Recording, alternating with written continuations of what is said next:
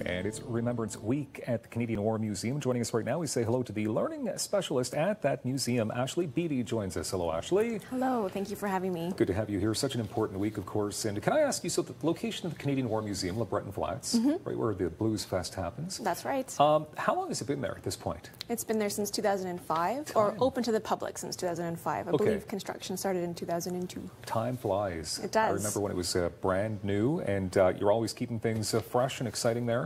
We've got a very important week happening here. Tell us about the importance of this week.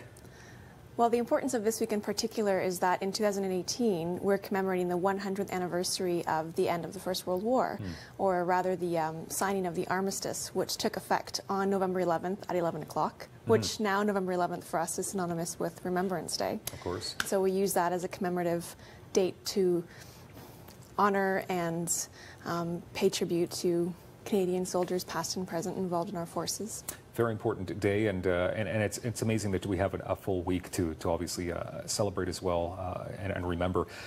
Can you talk about all the important things? You got so much happening at the War Museum, obviously, and now tonight there are activities, and let's start with one that's geared towards youth groups. Absolutely. So we have a really fun-filled evening planned, even though it is a solemn occasion and we do want children to think about remembrance. We do also offer activities to help access youth and help children kind of connect with the content of military history. It can be kind of challenging. So we'll have a reading by author Jacques Goldstein tonight, both in English and in French, and we'll have different activities peppered throughout the War Museum where children can go and learn a little bit more about what it means to connect to their military history and how they can do that either through drawing activities or other books for young children, different look and find activities, bringing them into special corners of the museum where they can touch on that subject. So it offers for them a variety of different youth-friendly activities. Okay, and we're having a look right now at the book by Jacques Goldstein, The 11th Hour.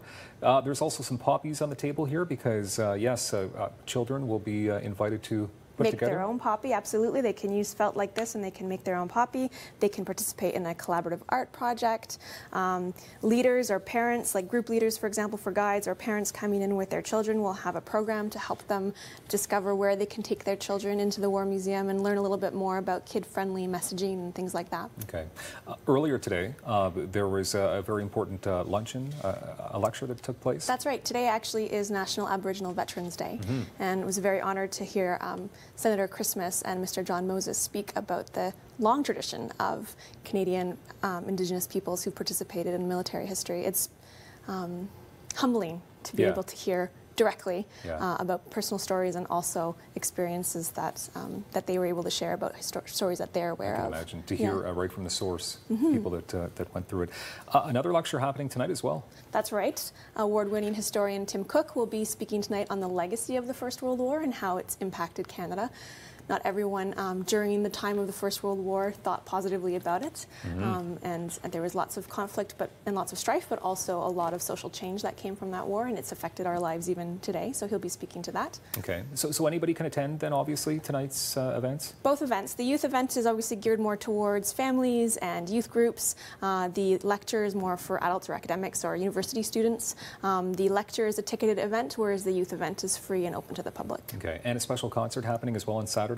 That's right. You're well informed. Thank you. We have a special conference on Saturday afternoon. The North Lakeshore Chorus, I should say, I'm sorry. They will be performing in honor of the 100th anniversary of the end of the First World War. More era-specific songs and music. Okay. That's free with museum admission, just like some free tours we have on the weekend as well, where visitors can come and learn a little bit more about the War Museum in general, but also really how it ties to the concept of remembrance. Okay, so let's talk about the main day, Remembrance Day, of course, happening on Sunday.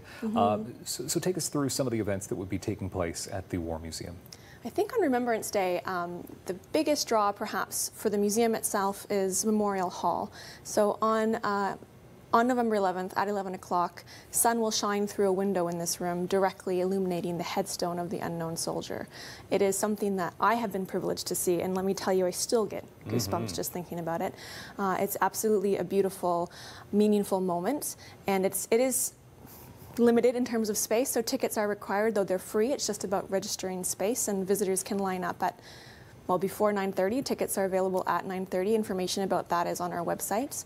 And for those who may not be able to make it to the War Museum, this is live streamed as well through our webpage and our Facebook, giving people access at home to be able to see this if they can't make it out. It also works out well that the War Museum is a warm, dry place. If people wanted to watch the English and the French broadcast from the National War Memorial, that's also streamed at the War Museum. And then throughout the day, we have a variety of different activities, public programs that people can come and participate in, collaborative art installation that they can come and do.